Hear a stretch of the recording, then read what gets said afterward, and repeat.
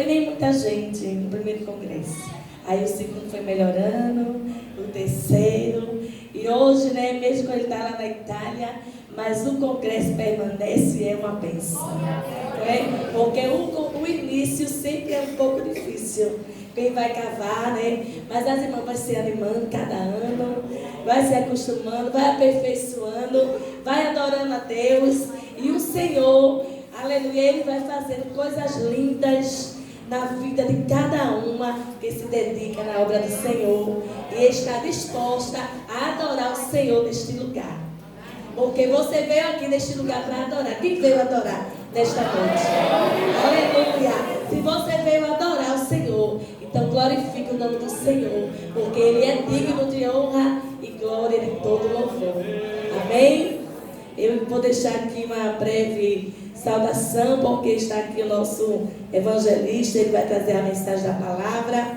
Glória a Deus. E eu lembrava de uma mulher, aqui em 1 Samuel, aleluia, uma mulher fantástica, que foi uma mulher apaziguadora. Aleluia, né? A Abigail. Que mulher sábia. Não é? É uma mulher que tem uma sabedoria muito grande de Deus naquele momento onde a notícia era de morte. A notícia era difícil.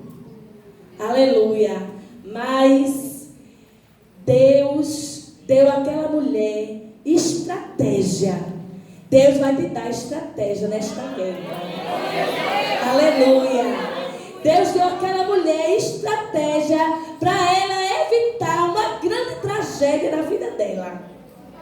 Aleluia. Oh, glória.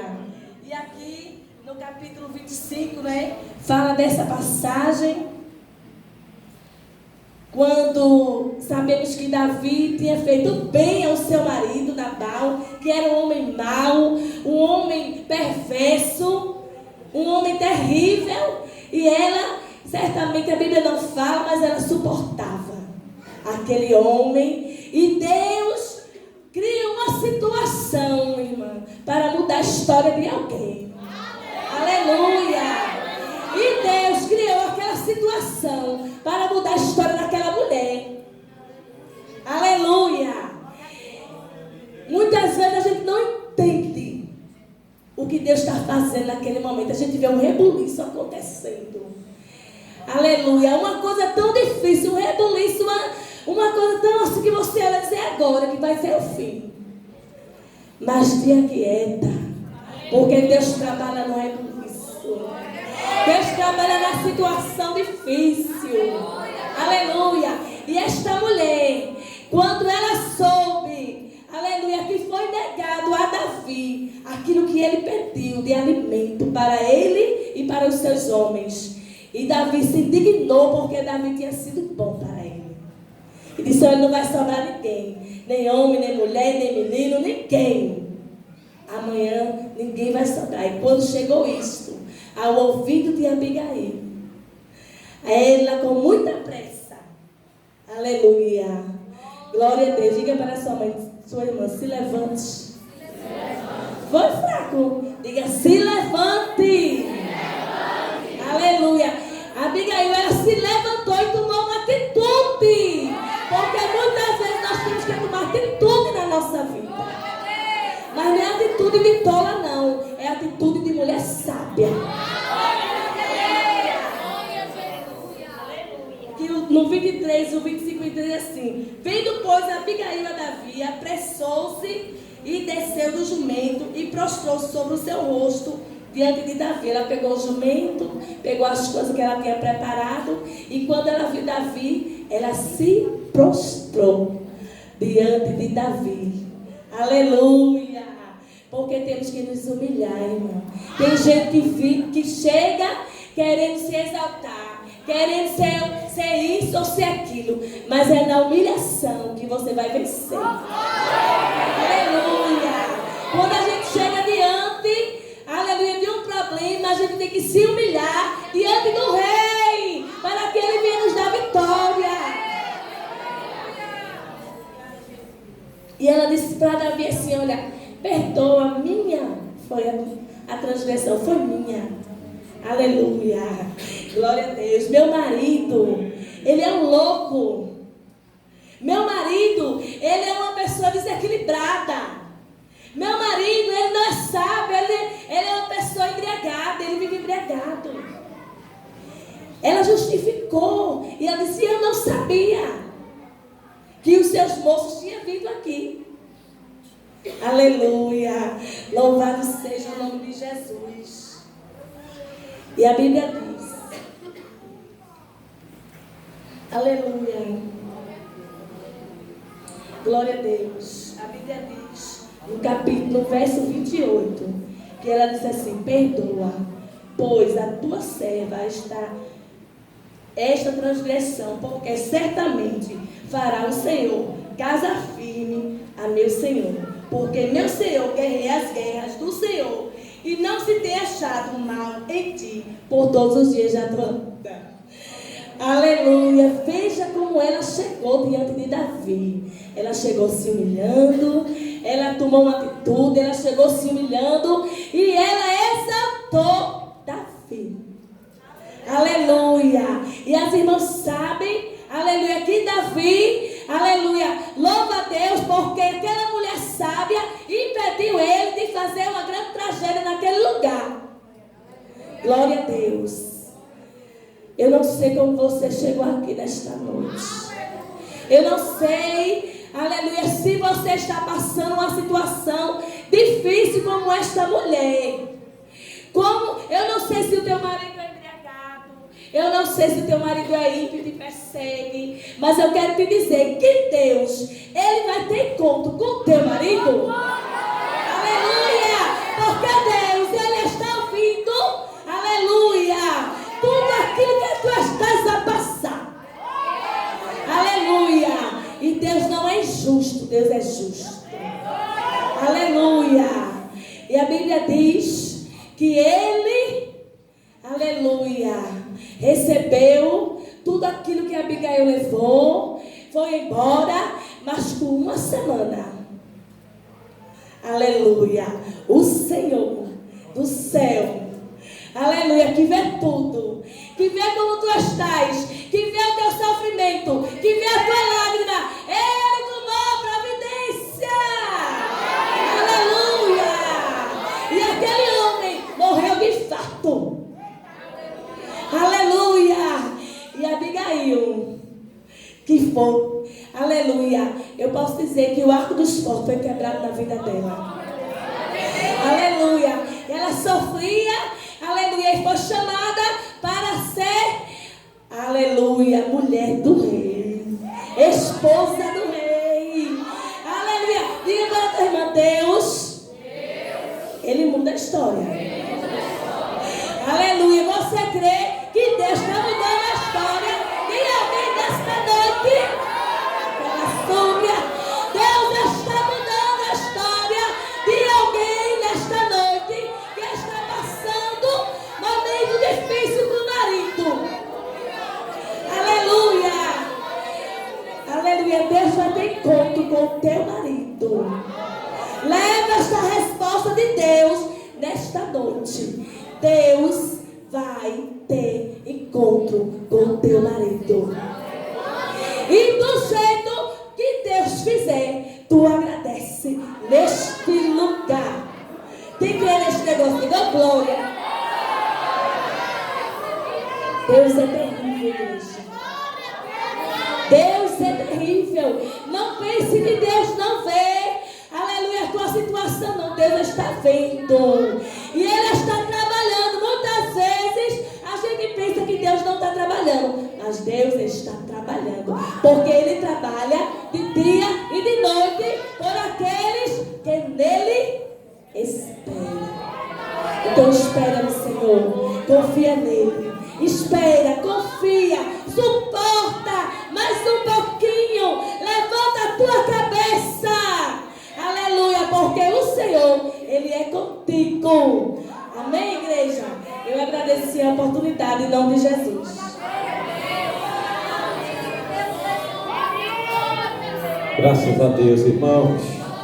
A direção do ciclo de oração e das irmãs, fiquem de pé, por gentileza. Nossa irmã Edinaure é a direção. As esposas de obreiro também, por gentileza. As esposas de obreiro, fiquem de pé, todas elas. Está aí as esposas de obreiro. O dirigente, o nosso companheiro o Eldon, e os demais companheiros que estão aqui, por gentileza, fiquem de pé, os obreiros da casa do Senhor. Graças a Deus. Todas as componentes, fiquem de pé. E compões aí este encontro de mulheres. Muito bem, graças a Deus. A igreja, por gentileza, fique de pé. Toda a igreja. Muito bem, o nosso evangelista Renato está aí a condição. E ouvi mal aos olhos do Senhor, depois de falecer Eude. E vendeu o Senhor em mão de Jabim, rei de Canaã, que reinava em Azor. E Císera era o capitão do seu exército, o qual então habitava em Arosete dos gentios. Então os filhos de Israel clamaram ao Senhor, porquanto Jabim tinha 900 carros de ferro, e por 20 anos oprimia os filhos de Israel violentamente. Quem diz amém? Amém. Agora diga assim: Senhor, fala comigo. Pode sentar, irmãos. Esse texto aqui mostra um momento muito difícil na vida de Israel, um momento que não era ocasionado porque Deus é mau de forma alguma, mas sim porque o povo vivia uma vida de pecado constante. E naquele tempo, quando Deus queria castigar uma nação, que hoje Deus não trabalha mais assim castigando, porque nós vivemos a dispensação da graça, mas no Antigo Testamento Deus trabalhava através da punição. E quando Ele queria punir o povo de Israel, Ele levantava uma nação contra o povo. Quando a gente vai ler o livro de Juízes, nós vamos ver que havia um ciclo. Deus oprimia o povo por causa do pecado. Ao povo orava a Deus, clamava livramento, Deus levantava um juiz. Aquele juiz pelejava contra a nação inimiga, usado por Deus. A vitória sobrevinha, e ao invés dela ser acompanhada de gratidão, o povo voltava a pecar. Aí o que é que Deus fazia de novo? Apertava. Aí permitia que outra nação inimiga se levantasse. Aí o povo corria, orava, jejuava, clamava, se humilhava. Deus levantava um juiz, dava vitória. Ao invés do povo permanecer na presença de Deus, o que é que o povo fazia? Aproveitava que estava todo mundo folgado e voltava a pecar. E vivia nesse ciclo. E Deus mostrando, obviamente, sempre a sua justiça e sempre a sua misericórdia. Até que um dia, quem se levantou contra eles foi o rei de Canaã, Jabim. Naquela época, Canaã era uma das maiores cidades, um dos povos mais poderosos. E o povo de Israel ficou oprimido 20 anos por este rei e seu exército. 20 anos em mão de uma grande provação. Um mês de provação, 6 meses de provação. Às vezes a gente quer até sair da igreja, abandonar a fé, desistir de tudo, não é? Imagine 20 anos ininterruptos de perseguição, de afronta. E aquele exército era um exército muito forte, porque naquele tempo ter uma carroça já significava que você era rico. Quem tinha carros, isso aqui não era carro como o nosso, automático, mecânico, elétrico, claro que não, era carroça, carro puxado por cavalo. Então quem tinha um carro já era considerado rico. Quem tinha 900 era considerado milionário. E os carros eram feitos de madeira, carroça é feita de madeira. Mas a característica desse aqui é que eles eram de ferro. Então era bilionário esse exército. Era um exército que quando se levantasse contra alguém, podia saber, aqui eu também não está, porque a gente vai perder. É derrota na certa, porque eles são muito poderosos. Mas o que foi que o povo fez diante disso? O versículo 3 diz que eles então clamaram ao Senhor. Porque na hora do desespero, na hora que não tem mais esperança, é que alguém às vezes lembra, não é, irmão? Talvez se orasse logo no começo, nem passava por tanta coisa, mas às vezes parece que a gente deixa mesmo o negócio piorar mais jeito, aí é que vai orar. Como quando alguém está numa UTI ou internado, que o médico chega e diz: olha, agora não tem mais o que fazer, só Deus. E a família se desespera, um liga para o outro e diz: o médico disse que agora só Deus. E agora que está bom, que vai ser Deus que vai trabalhar, não era para a gente estar desesperado, mas a gente fica, porque a gente é racional, a gente é materialista, tem uma mentalidade pequena, terrena. Mas quem conhece o caminho da oração não se preocupa com nada, porque sabe que através da oração experimenta a resposta de Deus. Veja aí Salmo 65 e o verso 2: ó tu que ouves as orações, a ti virá toda a carne. Deus não escuta a oração, porque escutar é só perceber o som. Ele ouve, ele dá crédito, ele interpreta a oração que está sendo feita. Isaías capítulo 56, versículo 7, tem outro texto aí: também os levarei ao meu santo monte, os festejarei na minha casa de oração, os seus holocaustos e os seus sacrifícios serão aceitos no meu altar, porque a minha casa será chamada casa de oração para todos os povos, porque Deus não faz acepção de pessoas. Talvez tem pessoas hoje que não são crentes aqui, talvez tem pessoas hoje que não são assembleianas, não são da comissão, e eventualmente pode até fazer uma oração aqui nesta noite, e Deus ouve ou não a oração dessa pessoa? Ouve. Deus não olha para a religião, para a cor de cabelo, para o endereço. Ele olha se o teu coração é sincero. Agora, se o teu coração não é sincero, Deus ele nem olha. A Bíblia diz que ele vira o rosto para você. Olha, irmão, uma pessoa virar o rosto para você, você já perde a paz. Imagina Deus virar o rosto para você. É para perder a esperança. Mas se o coração é sincero, como a mulher que estava na casa de Simão e já foi citada pelo pastor Jalmi, que era uma prostituta, não era digna nem de apertar a mão de Jesus, mas ele parou a festa e o texto diz que ele virou o rosto para a mulher e olhou para ela. Ele não olhou para o dono da casa que era crente, mas olhou para a pecadora, porque o coração dela era sincero e verdadeiro. Se você nesta noite veio só para ver, só porque o pastor mandou, só porque tem que cumprir o compromisso, na sua vida não acontecerá absolutamente nada.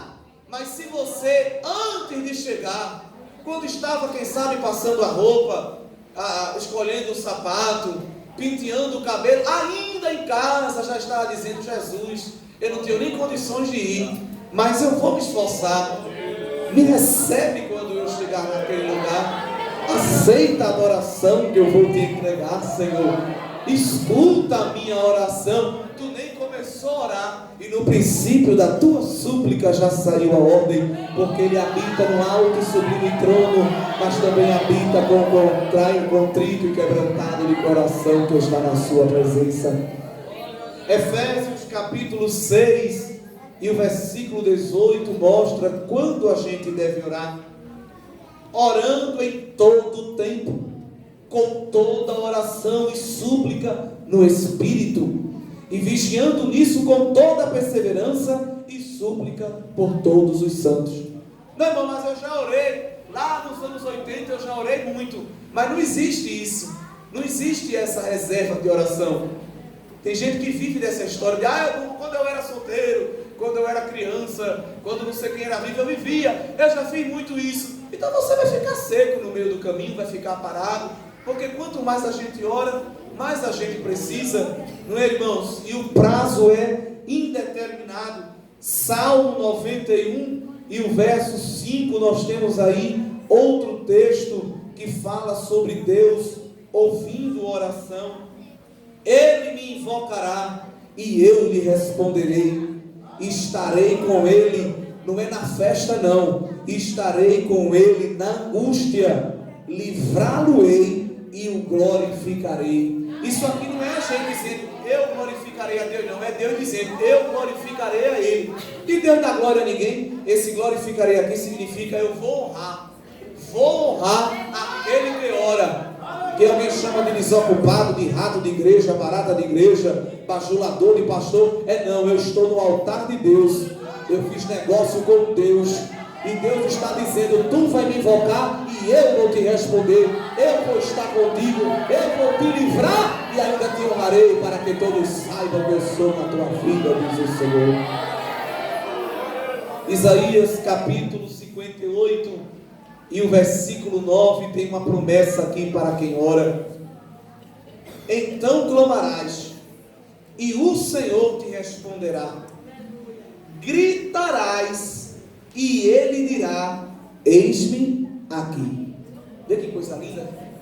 Você vai estar orando e já vai estar ouvindo a resposta de Deus antes que a sua oração acabe. No mesmo livro, capítulo 65 e o versículo 24. Olha que texto lindo. Agora isso aqui não é para todo mundo não, viu? É para quem leva a vida de oração. Isso aqui é para estar marcado aí na sua Bíblia, para quando você estiver triste, você lembrar dessa promessa. E será que, antes que clamem, eu responderei. Estando eles ainda falando, eu os ouvirei. Porque tem crente, irmão, que termina a oração, faz a oração bonita e Deus não responde. E tem crente que quando o joelho se dobrou e ele começou só a dizer Jesus, a resposta já desce. Que coisa. E o diabo que não entende diz: mas ela nem começou a orar. Tu é quem sabe, tu não sabe nada. Porque antes que a palavra chegue na tua boca, o salmista diz que ele já conhece. Agora isso aqui é para quem é sincero, isso aqui é para quem é humilde, isso aqui é para quem é mulher de oração, mulher de Deus, que vive no altar. Aí é dobrando o joelho e Deus ficando em pé, é fechando a boca e Deus bradando com poder e glória, é se curvando e Jeová estendendo o cetro e dizendo: é vitória, porque eu me agrado da tua oração. Zacarias, lá no finalzinho do Antigo Testamento, capítulo 13 e o versículo 9, tem outro trecho lindo. E só são alguns, viu? E farei passar essa terceira parte, nós somos a terceira parte, pelo fogo, e a purificarei como se purifica a prata, e a provarei como se prova o ouro. O problema é que não quer ser purificado, não quer ser provado. No primeiro aperto corre, na primeira prova se treme todo. Ah, Jesus, mas Ele vai provar e vai purificar. E o que é que vai acontecer? Olha a promessa para quem for purificado e provado: ela invocará o meu nome e eu a ouvirei. Direi: é meu povo, viu? Mexa não, é meu povo. E ela dirá: o Senhor é o meu Deus. Comunhão, intimidade, relacionamento com Deus que está interessado em agir na vida da igreja. João capítulo 15, versículo 7. Tudo promessa para quem ora. Se vós estiveres em mim e as minhas palavras estiverem em vós, pedireis tudo o que quiserdes e vos será feito. É pedir de Jeová fazendo. É pedir de Jeová criando a existência. Isso aqui não existe não, mas eu vou criar só porque ela pediu, porque ela está na minha presença, eu vou honrar. Só vive agradecendo e eu não agradeço nada. Porque não ora, não é Bíblia, não vive uma vida santa. Mas a igreja que está no altar de Deus é pedir de Jeová. Recebe, porque eu quero te dar. Pronto, acabou. Jó capítulo 34, versículo 28. A sua parte é orar e a parte de Deus é responder. Quem pode ler? Jó 34, 28.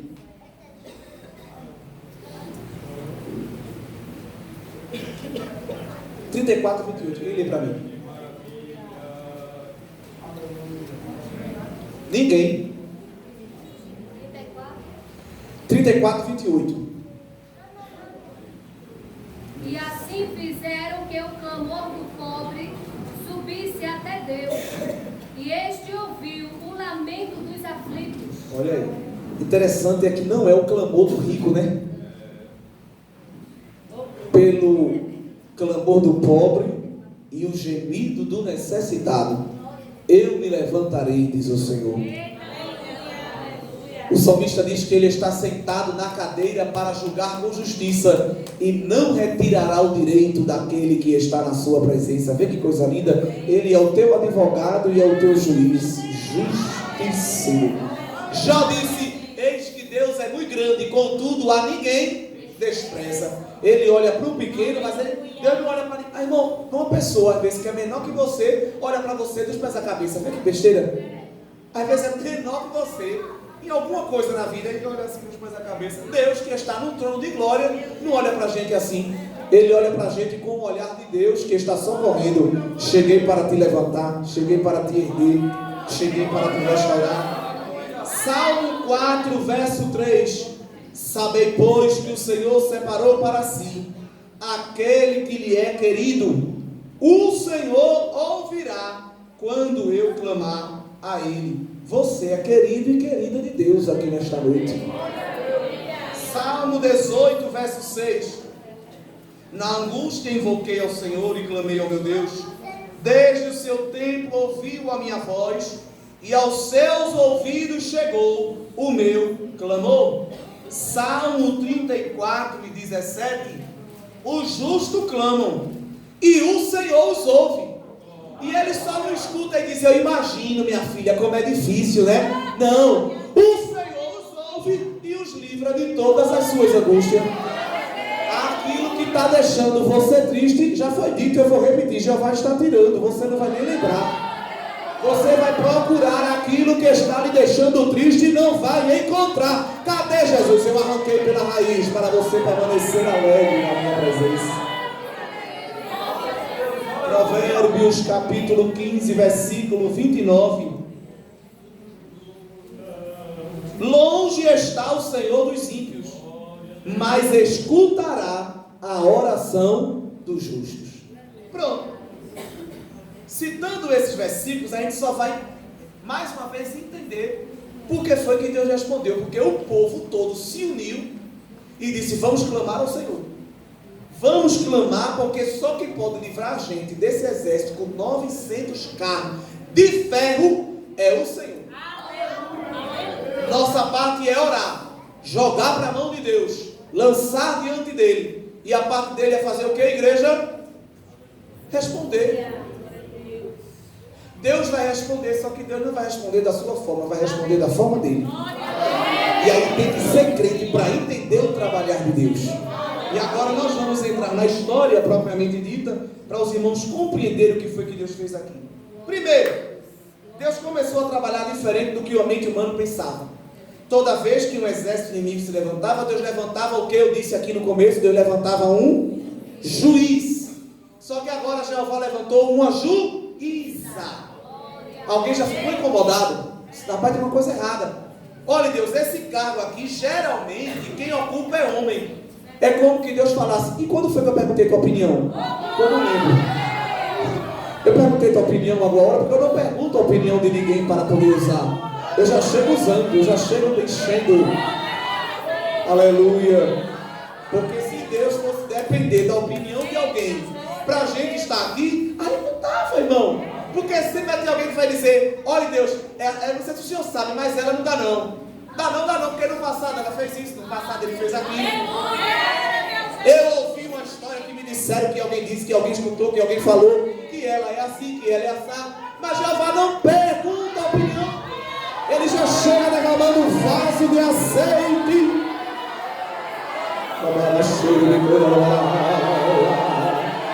E quando alguém vê a coroa, já está na tua cabeça.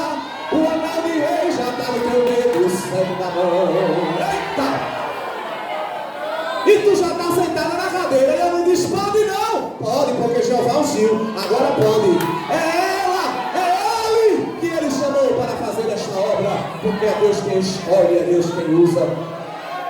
Se alguém gostar, Deus vai lhe usar. E se alguém não gostar, ele vai usar do mesmo jeito. E Débora foi chamada por Deus para ser juíza e de quebra ainda profetiza.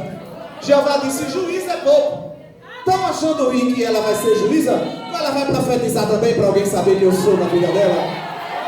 Porque quando alguém se incomodar com o que Deus começou a fazer, é só o começo. Ainda vem mais coisa ainda. Eita, Deus tremendo. E Débora, embora fosse uma mulher de poder, era uma mulher simples. Porque você, minha irmã, meu irmão, obreiro, não precisa ficar se afirmando sua autoridade não, porque é Deus quem mostra que é na sua vida. Não precisa você ficar se afirmando. Deixe Deus lhe apresentar. Ela era simples. Ela consultava debaixo de uma palmeira. Ela não tinha nem escritório. Débora, teu escritório, tua secretária, tua agenda aí para marcar. Não, vai lá debaixo da palmeira que eu estou lá. Atendendo. Tu chega lá, eu falo contigo, eu resolvo a situação. Porque tem gente que para falar com ele tem que entrar numa sala, depois passar para outra sala, falar com a secretária, passar por um interfone, detector de metal, fazer um baculejo, para poder tentar falar com a criatura. Mas Débora era mulher de Deus, tinha nem aí, debaixo da palmeira, alguém chegava, ela profetizava, um casal chegava, ela dava uma palavra, vinha outra, ela dava outra palavra, ela fazia uma oração, e Deus ia usando naquela simplicidade, porque Deus gosta de quem é simples. Agora, o exército de Israel, quem chefiava era um homem, porque mulher não ia para a guerra. Hoje vai, mas ali, milenarmente falando, não ia. Mulher não pegava em lança, em espada, em escudo. Mulher ficava em casa, lavando roupa, cozinhando. Era isso que a mulher fazia, e cuidando dos filhos. Ainda hoje tem essa ideia. Imagine isso há milhares de anos atrás. Então o chefe do exército era Baraque. Vocês conhecem a história. E aí Deus vai dar a ela a estratégia de guerra. E Baraque vai chegar para ela, vê que coisa, né? O chefe de guerra vai pedir permissão a ela. Aí disse, olha, a gente vai para a guerra. Dê aí o alvará, a liberação, para a gente poder ir guerrear, já que a senhora não vai e tal. Aí Débora profetizou, disse, pode ir. Mas o Senhor vai dar a vitória desta guerra a uma mulher e não ao homem. Baraque era crente, mas não era espiritual, porque tem uma grande diferença entre ser crente e espiritual. A igreja está cheia, mas às vezes nem todos que estão aqui são espiritual. Embora seja crente, seja salvo, entendeu? E Baraque era crente, mas não era espiritual. Por quê? Porque ele não entendeu a profecia. Ele raciocinou, bem, mulher não vai para a guerra. Se ela está falando que Deus vai dar a vitória na mão da mulher, a única mulher que pode ser é ela, porque ela é juíza, ela está acima de mim. Aí ele disse, então tá bom, vamos embora. Já que a senhora está falando, vamos comigo. Ela disse, não vou não. Então ele deve ter pensado, está na vida, como é que Deus vai dar a vitória a uma mulher então, se ela não vai para a guerra? E nenhuma mulher mais vai. Mas Deus vai criar a situação. Ó irmão, Deus vai fazer tudo tão encaixado, tão perfeito. Tu não vai precisar sair do teu lugar não. A vitória vai chegar na tua mão, onde tu está. Perca a sua paz não, permaneça no seu lugar, porque a vitória vai chegar igual um Sedex. Até o correio erra o endereço, mas a bênção de Deus não. Pode estar dormindo, ele acorda e diz, recebe, cheguei para te abençoar e para cumprir a minha palavra.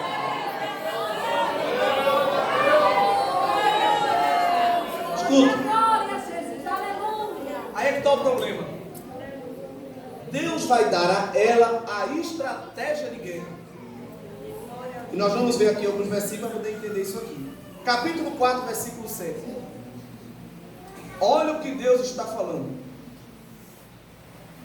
E atrairei a ti para o ribeiro de Quizon a Sísera, que era o inimigo, capitão do exército de Jabim, com os seus carros, com a sua multidão, e o darei na tua mão.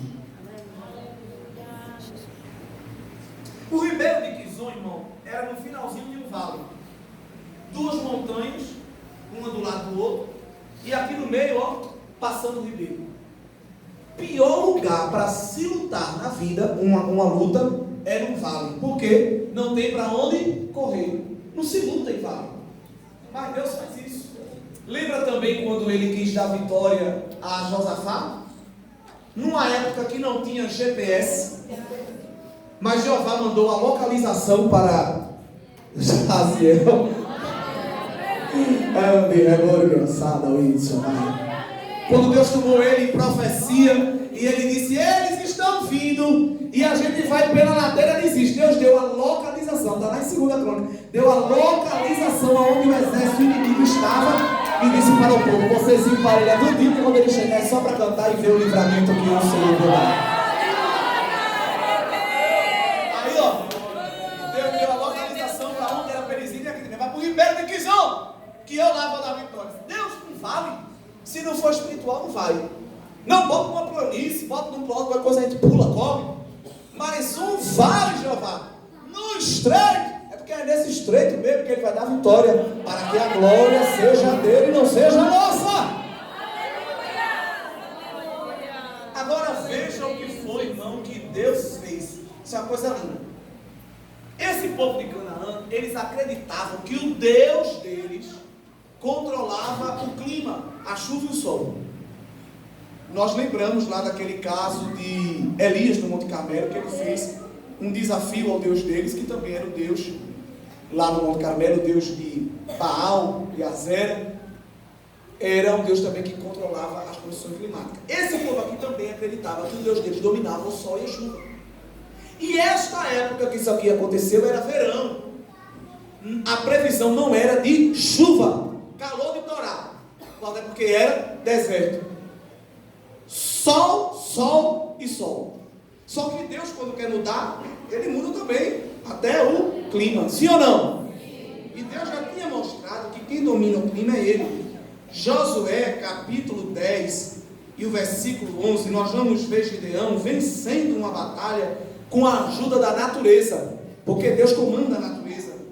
E sucedeu que, fugindo eles diante de Israel, a descida de Bet-Horon, o Senhor lançou sobre eles do céu grandes pedras até a Zeca, e morreram. Foram muitos mais os que morreram das pedras da Saraiva do que aqueles que morreram por espada. Quando Deus quis dar vitória a Josué, os soldados não tinham trabalho nem de lançar a espada. Caiu uma pedra do céu, batia na cabeça e eles morriam do exército inimigo.